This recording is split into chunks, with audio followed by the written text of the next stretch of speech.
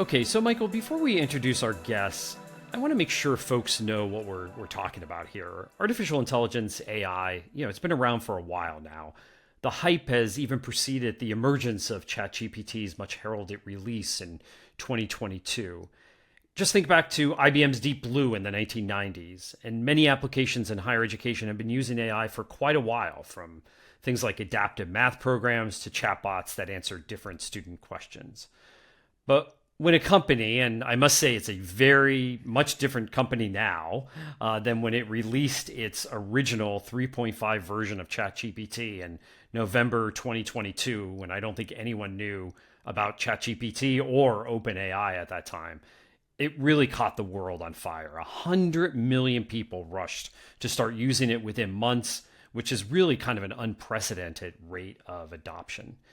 And the reason everybody kind of rushed to it, it was really the first time we all had open access to this certain strand of AI, which is namely large language models. So you're going to hear these letters a lot, LLMs, right? These models stand in contrast to the machine learning approach that was behind things like Deep Blue and later on things like Google search bar, right? Which would use search data over time to improve future results.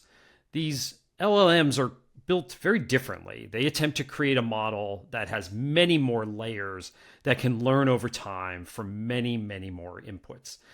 And I mention all of this because ChatGPT is far from the only large language model out there. There are many others, as we're going to hear today. And what they're increasingly enabling us to do is really build applications on top of those models so that the models themselves can be more useful, more accurate, and I think this is the most important piece of it, more intuitive, and so they can become better learners and better outputs over time. Or fewer hallucinations, Jeff, would also be a good thing for all of us. But where you left off is the territory where we start when we bring in our first guest, Jeff, because he's going to talk to us about these different models and why, as faculty use them, certain safeguards can be quite important given the sensitivity of the data that they're using.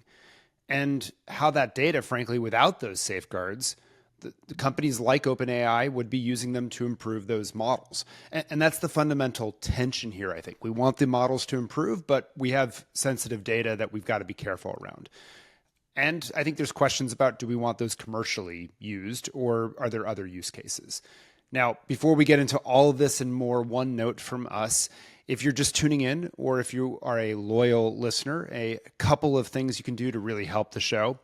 Like us, of course, on whatever platform you're listening to us on. Subscribe on YouTube, Apple Podcasts, Spotify, all the podcast players. It's a big help.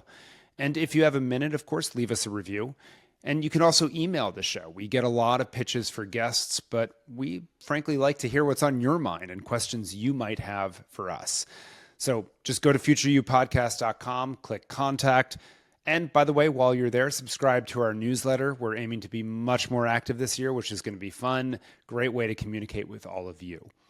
All right, with all that housekeeping, Jeff, out of the way, today we have two guests that form the meat of today's episode. First up is Lev Gonick. Lev is the Chief Information Officer at Arizona State University. He also chairs the Sun Corridor Network, which supports the state's research and education computer network. Prior to that, he had been the CIO at Case Western University. So, Jeff, he is no stranger to higher ed, technology, information systems, and as you'll hear, much, much more.